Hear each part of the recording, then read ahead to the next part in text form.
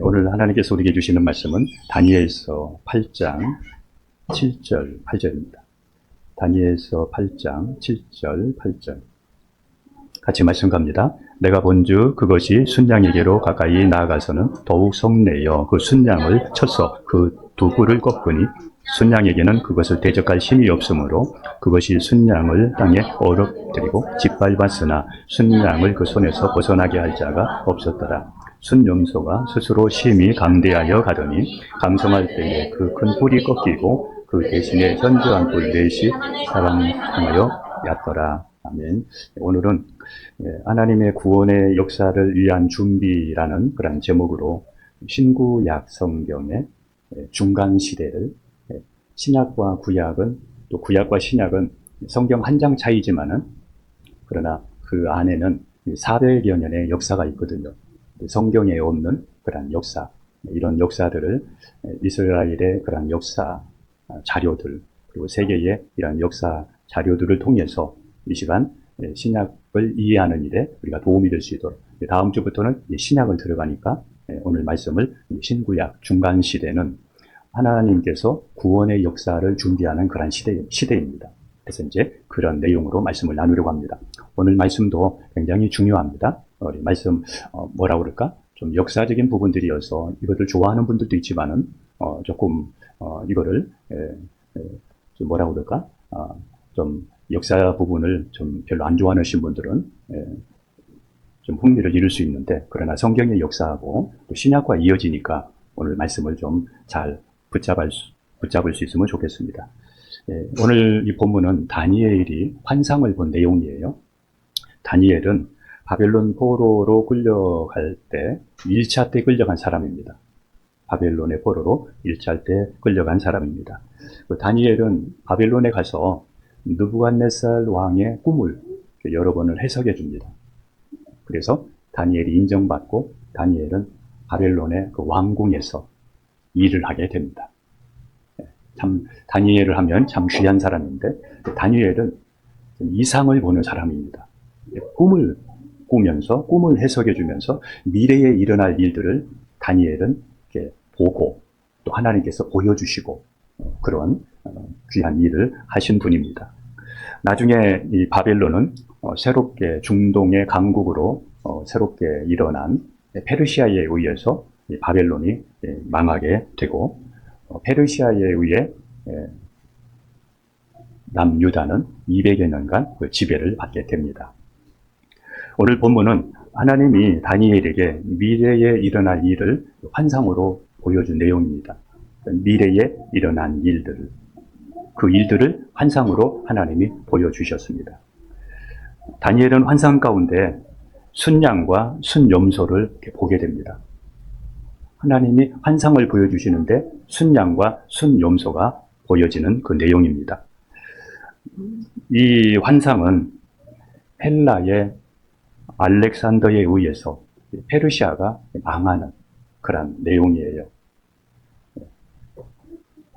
헬라의 알렉산더 대왕에 의해서 페르시아가 망하는 내용이에요. 그러니까 좀 전에 바벨론은 페르시아에 망하게 되고, 그러는데 이 페르시아는 또 헬라에 의해서 망하게 됩니다.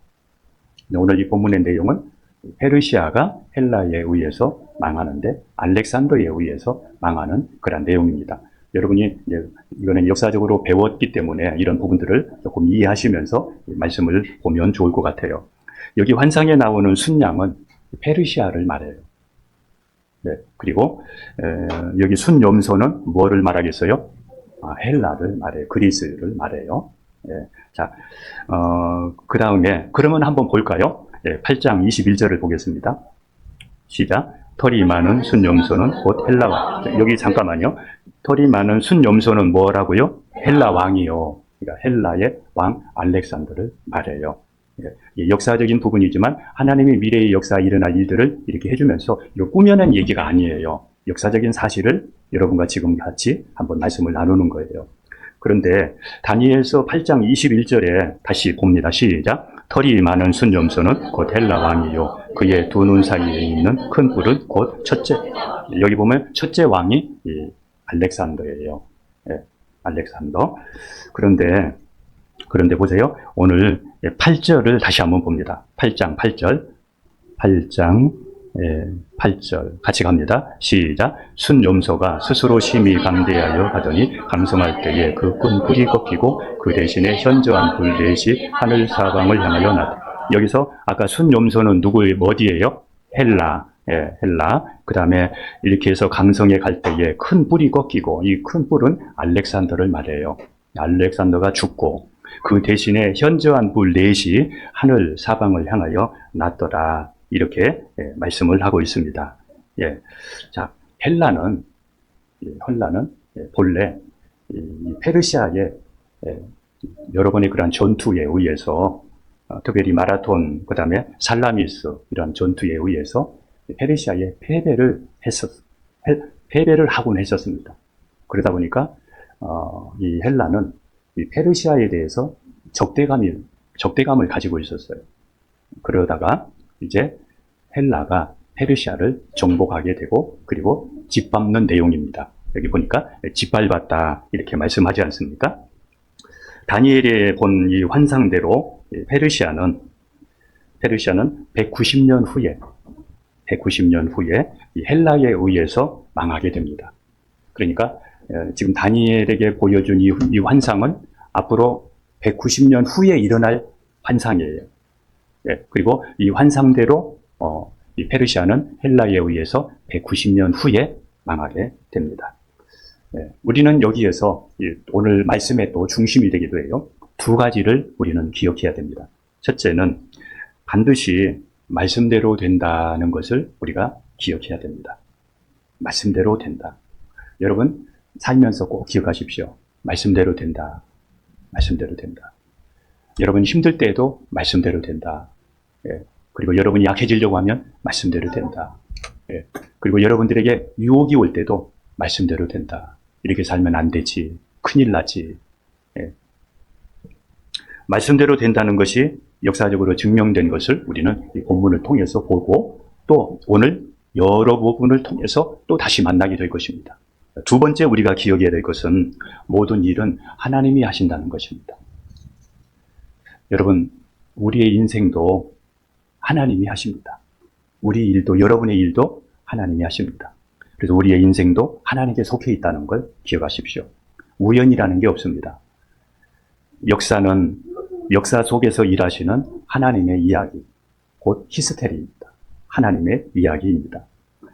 알렉산더는 많은 땅들을 정복했지만 기원전 323년에 32세의 나이로 세상을 떠납니다.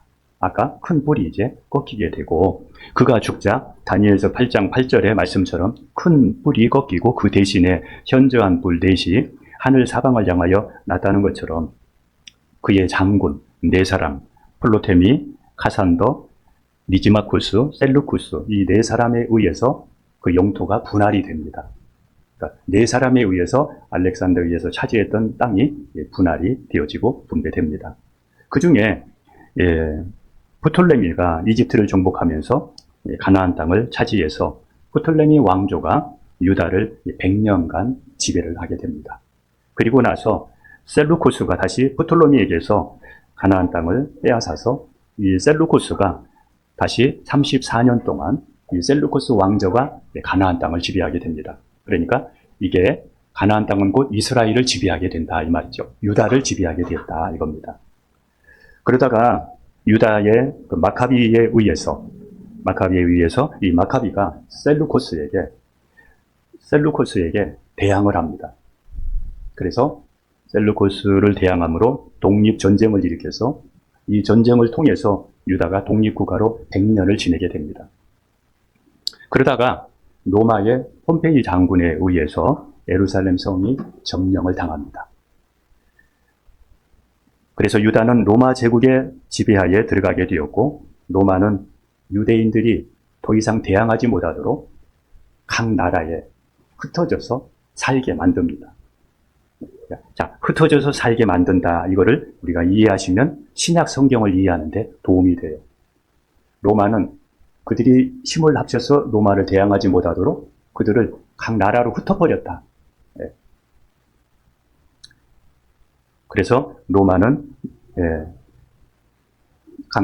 유다를 이렇게 흩어져서 유다는 그때부터 나라 없이 1800년 동안 떠돌이 생활을 하고 박해를 받다가 1948년에 다시 이스라엘 나라를 세우게 되지요.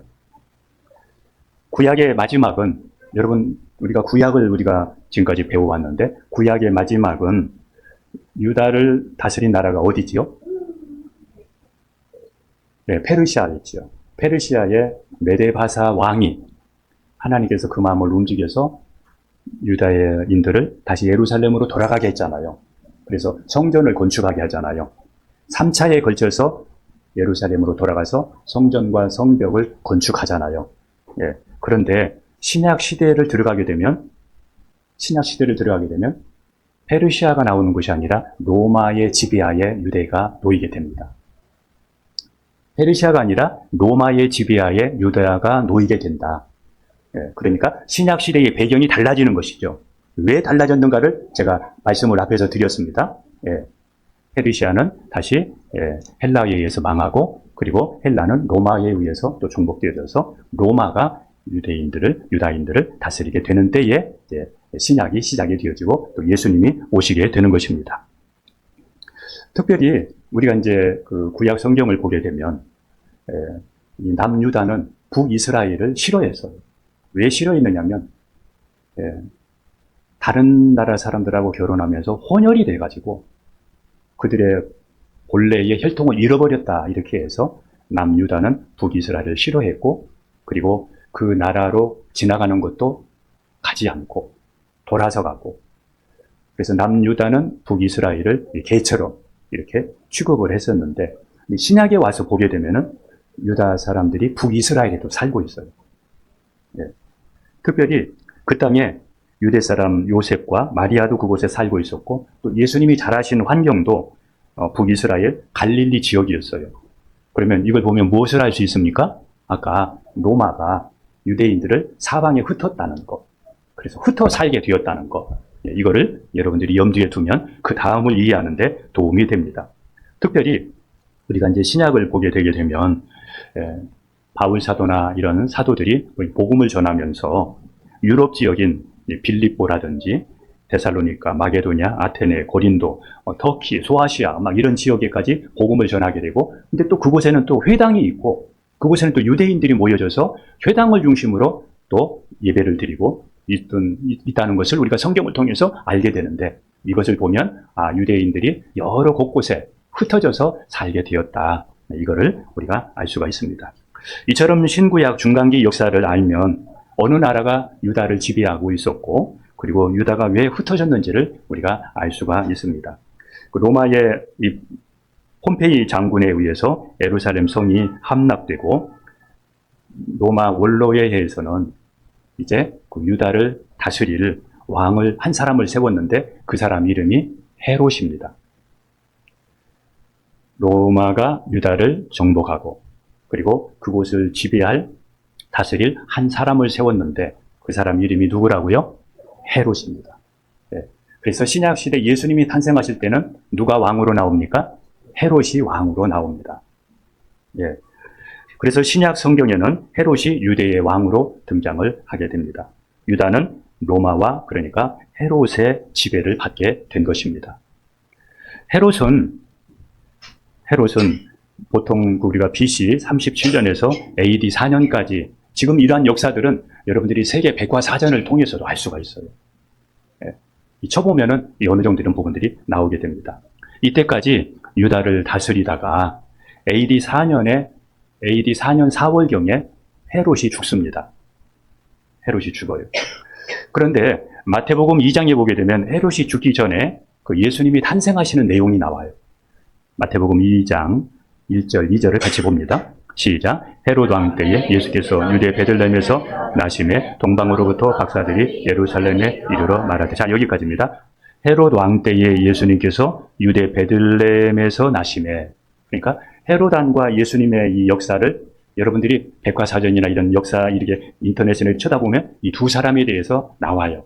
그러니까 예수님은 가상의 인물이 아니라, 기독교에서 만들어낸 인물이 아니라 실제 인물이다. 역사적인 사람이다, 인물이다, 이것을 여러분이 이해하면 좋을 것 같아요. 헤롯이 죽자 헤롯이 유다를 다스렸는데 헤롯이 죽자 유다는 그의 세 아들에 의해서 세 개의 지역으로 나누어집니다. 유다는 세 개의 지역으로 나누어지는데 이 세 사람의 이름이 신약 성경에 왕왕 등장을 합니다. 그래서 유다와 사마리아 지역은 헤롯, 아켈라우스가 그 지역을 지배하게 다스리게 되고, 갈릴리와 베레아 지역은 헤롯, 안티파스가 다스리게 되고, 그리고 팔레스타인 북부 지역은 헤롯, 빌립이 그 지역을 다스리게 됩니다. 그래서 성경에 보게 되면 아켈라우스나 또 안티파스나 이 빌립은 똑같이 그냥 헤롯으로 나와요. 헤롯. 예, 헤롯이 이제 아버지 헤롯이 죽고 아들 헤롯 세 사람이 이제 유다를 지배하고 다스리게 됩니다. 헤롯 아켈라우스가 유다와 사마리아를 다스리던 BC 6년에 죽자 그 지역은 로마에서 새로 파견한 총독, 그 사람이 가이샤라입니다. 그래서 이 가이샤라가 그곳에 머물면서 지배를 하게 됩니다. 그래서 여러분들이 신약 성경을 보게 되면 이 가이샤라, 총독 이야기를 여러분들이 만나게 됩니다. 신약 성경은 이렇게 로마를 배경으로 하고 있습니다. 신약 성경은 로마를 배경하고 있습니다. 예수님 탄생의 때에 로마 황제는 예수님이 탄생할 때에 로마의 황제의 이름은 아우구스도입니다. 아우구스도. 그러니까 아구스도 이렇게도 얘기해요. 성경에는 아구스도로 나오는데 또 아우구스투스 또 이렇게 나오기도 해요. 한번 누가복음 2장 1절을 보겠습니다.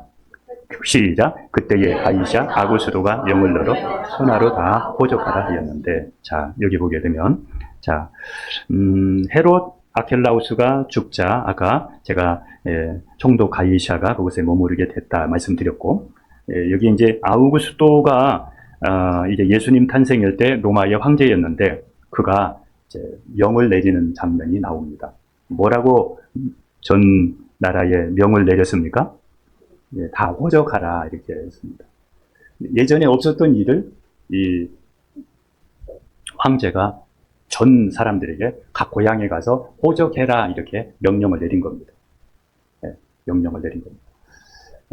참 예전에는 이 호적을 중요하게 여겼고, 저희 어렸을 때에는 호적 등본을 띄려고 그러면 고향에 가서 띄었습니다. 이런 데서 못 띄었어요. 직접 고향에 가서 그걸 띄곤 했었습니다. 그런데 이 아우구스도가 영을 내려서 다 호적하라고 하니까, 그러니까 요셉과 마리아도 자기 고향으로 가서 호적을 하려고 내려갑니다. 그들의 고향이 어디냐면 베들레헴입니다. 그런데 그 사이에 마리아는 성령으로 예수님을 잉태합니다. 그러다가 이제 호적하러 가서 베들레헴에서 예수님이 탄생을 하게 됩니다. 베들레헴까지의 거리는, 예루살렘에서 베들레헴까지 거리는 약 한 8km 정도 이렇게 됩니다. 다시 한번 누가복음 2장 3절에서 5절까지 같이 갑니다. 모든 사람이 호적하러 각각 고향으로 돌아가며 요셉도 다윗의 집 족속이므로 갈릴리 나사렛 동네에서 유대를 향하여 베들레헴이라 하는 다윗의 동네로 그 약혼한 마리아와 함께 호적하러 올라가니 마리아가 이미 잉태하였더라. 그러니까 아이를 가진 상태로 호적하러 올라가게 됩니다. 그런데 왜 아우구스도가 영을 내려서 모든 사람에게 호적하라고 했을까? 그가 갑자기 왜 그런 마음이 들었을까? 우리가 생각해 볼 수가 있는데, 그것은 하나님께서 미가 선지자를 통해서 앞으로 베들레헴에서 예수님이 탄생하실 것을 예언했는데, 그 예언이 예수님 탄생 700년 전에 미가서를 통해서 하나님이 예언한 내용이 나옵니다. 그러니까 미가 선지자를 통해서 하나님이 말씀하셨던 그 말씀을 이루시려고 베들레헴으로 가게 해서 베들레헴에서 예수님이 탄생하게 됩니다. 자, 미가서 5장 2절을 한번 보도록 하겠습니다. 베들레헴 에브라다야, 너는 유다 족속 중에 작을지라도 이스라엘을 다스릴 자가 내게서 내게로 나올 것이다. 그의 근본은 상고의 영혼에 있느니라. 자, 여기서 한번 5장 2절을 다시 보세요. 여기 보면 에브라다야 이렇게 나오는데 에브라다라는 이 말은 베들레헴의 옛 이름이에요. 똑같이 그 이름의 뜻은 떡집이라는 뜻이에요. 베들레헴의 옛 이름이다. 그러니까 에브라다나 베들레헴은 같은 말이에요. 그런데 여기에서 이 미가 선지자는 이 에브라다라는 말을 왜 여기다가 반복해서 이걸 썼을까? 그 쓴 이유가 있는데, 그때 유대 나라에는 이 스불론의 베들레헴이 또 있었어요. 스불론. 이것은 이제 여호수아서 19장 15절에 나오는데, 이 스불론에 있는 베들레헴과 구별되다는 것. 에브라다 그 베들레헴이라는 것을 강조하기 위해서 미가 선지자가 이 에브라다라는 말을 거기에 기록을 했다는 것을 우리가 알아야 됩니다. 하나님께서 메시아가 베들레헴에서 자신에게로 나온다는 이야기가 미가서 우리가 방금 읽었던 그 말씀에 나오는데, 이 말씀은 하나님과 예수님과의 관계를 말하고 있어요. 하나님께서 상고에, 이 상고라는 말은 태초를 말해요. 태초에, 그러니까 영원 전에 하나님이 계획하신 일이다, 이럽니다. 어디에서? 베들레헴에서 예수님이 탄생하실 것을, 예수님이 육신을 입고 이 땅에 오실 것을 하나님과 예수님, 그러니까 삼위일체 하나님이 태초에 계획하신 그 일들이 여기에서 이루어졌다, 이겁니다. 이 일들이 그냥 우연히 된 것이 아니라 오래전에, 영원 전에, 태초에 계획된 일이었다, 이것을 말씀하고 있습니다.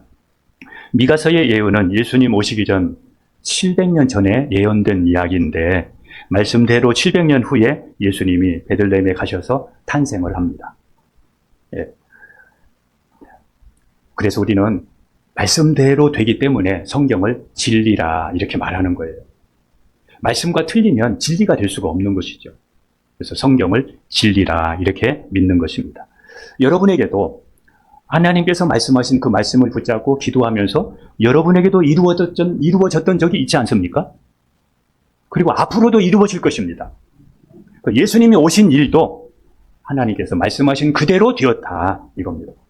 근데 그 말씀이 이 미가 선지자를 통해서 미가에게만 이루어진 것이 아니라 지금도 우리에게 이루어지고 있고 또 앞으로도 우리에게 이루어질 것이라. 그래서 하나님의 말씀은 진리라는 것을, 반드시 말씀대로 된다는 것을 여러분 기억하십시오.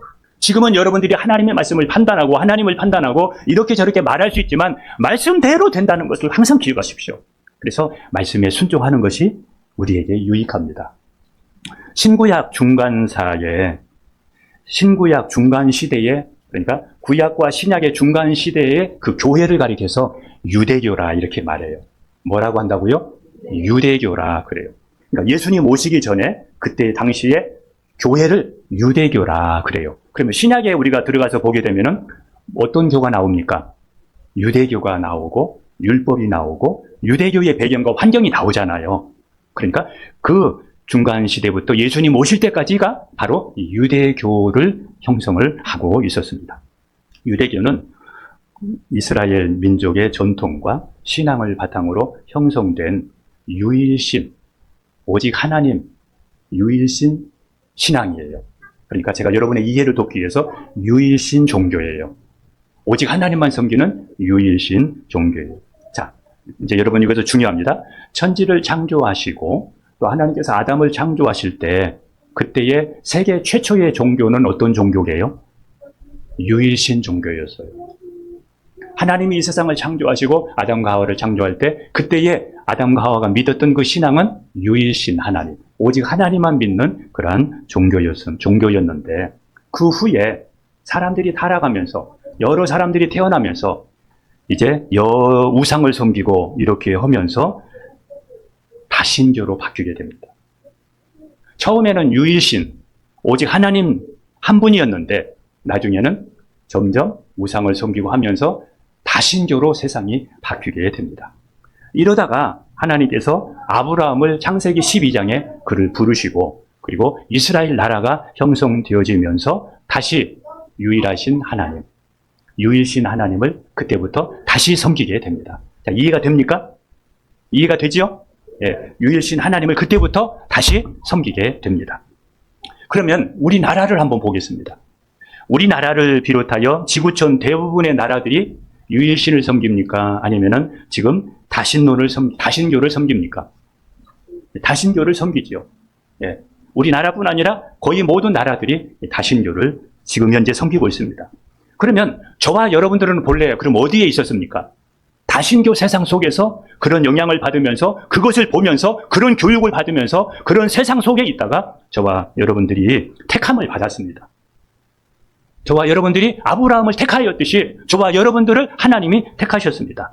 그래서 우리가 어떤 사람이 되었습니까? 이제는 하나님의 말씀을 따르고 그리고 말씀대로 오신 예수님을 우리가 나의 주인으로 믿으면서 유일신 신앙을 갖는 사람.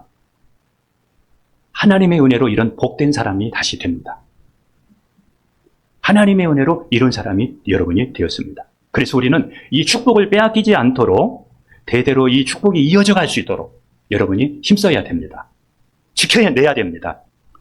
개신교가 유대교에서 나온 것으로 아는 사람들이 많이 있는데 기독교는 본래 유일신이었어요. 유일신 하나님만 섬겼어요. 그래서 그분의 말씀을 따르다가 때가 되어서 하나님께서 우리를 구원하시려고 보내주신 예수님을 믿는 것이 기독교예요. 기독교예요. 그런데 지금 유대교는 예수님 오시기 전에 유대교는 그냥 유대교지만은 지금도 성경을, 신약 성경을 믿지 않습니다. 그러니까 신약 성경을 믿지 않고 예수님을 믿지 않는 이단입니다. 유대교는. 예수님 메시아가 오셨어도 다시 오실 지금 메시아를 그들은 지금도 기다리고 있습니다. 자기들이 생각했던 메시아, 예수님이 아니라는 거죠. 예수님은 자기들이 생각했던 메시아가 아니라는 것이죠. 아니기 때문에 못 박혀 죽였거든요. 그래서 지금도 그들은 메시아를 기다리고 있습니다. 그러니까 예수님이 메시아로 오셨는데 그 예수님을 믿지 않기 때문에 그리고 신약 성경을 믿지 않기 때문에 유대교는 지금 이단이지만 그러나 기독교는 예수님을 믿고 주님과 동행하면서 지금 예수님의 제자로 살아가고 있습니다.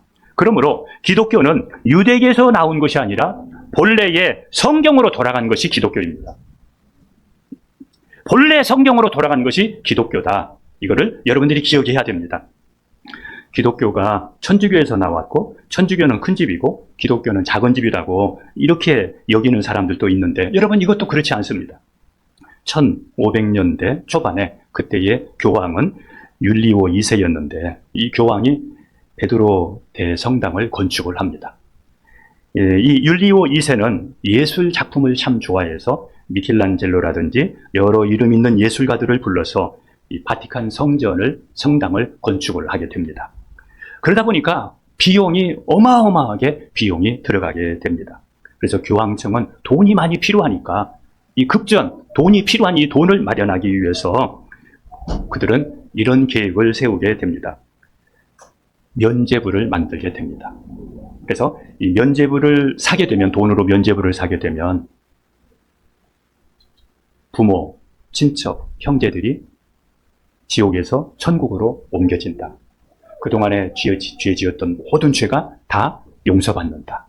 이렇게 판촉을 하면서 사람들에게 면죄부를 사게 하고 그리고 성직을 누구에게나 팔게 됩니다. 성전 비용을 만들기 위해서 면죄부를 팔고 그리고 성직도 팔면서 돈을 이제 모으게 됩니다. 그래서 사람들이 성전에 돈에 하며 헌금함에 돈이 땡그랭 떨어지게 되면 우리 부모가 형제들이 지옥에서 천국으로 옮겨진다. 이런 말에 사람들이 너나나나 할 거 없이 면죄부를 돈으로 사게 됩니다.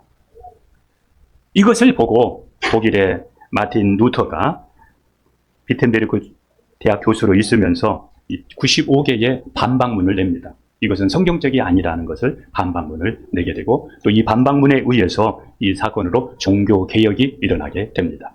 그러니까 루터의 종교개혁도 루터가 이렇게 반박문을 낸 것도 본래 성경의 본질로 돌아가기 위함이었습니다. 그래서 현재의 우리 기독교는 본래 성경으로 돌아가는 것입니다.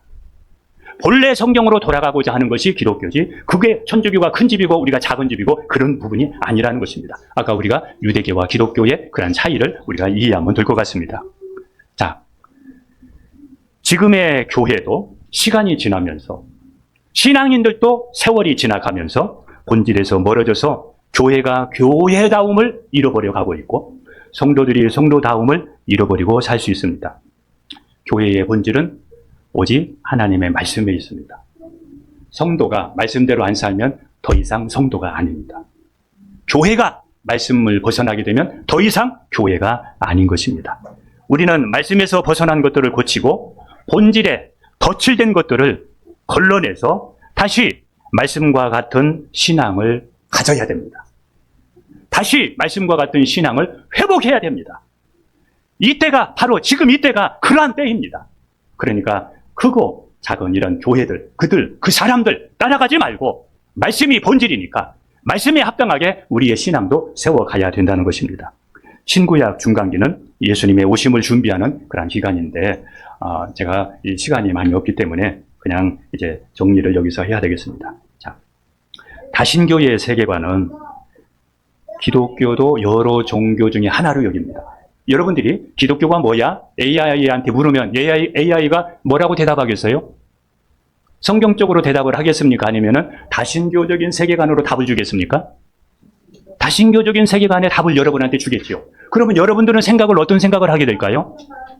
기독교는 유대교에서 나왔고, 그 다음에 천주교가 큰 집이고, 프로테스탄트, 이 개신교는 여기 작은 집이고, 이렇고, 우리가 이렇게 생각할 수 있지 않습니까?